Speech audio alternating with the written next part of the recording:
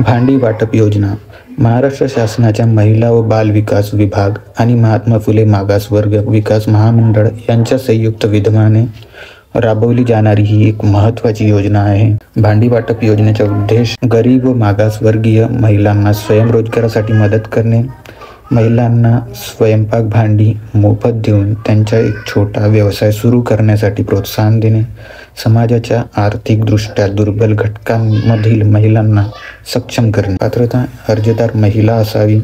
अनुसूचित जाती, अनुसूचित जनजाती, SC ST, VGNT, OBC, दिव्यांग, अल्पसंख्याक महिलांना प्राधान्य आहे.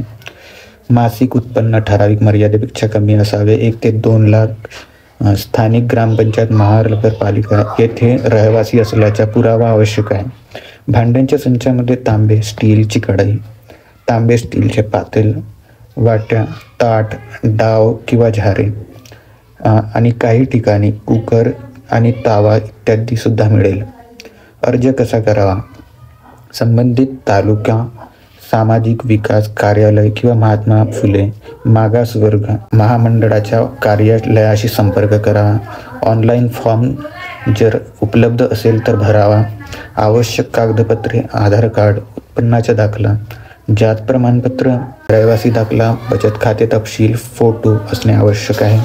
महत्त्वाच्या नोंदी: ही योजना अनेक जिल्ह्यांमध्ये वेगवेगळ्या वेळेस राबवली जाते, त्यामुळे स्थानिक प्रशासनाच्या सूचनांनुसार अर्ज प्रक्रिया सुरू होते. काही ठिकाणी ही योजना महिला बचत गटांद्वारे बी राबवली जाते.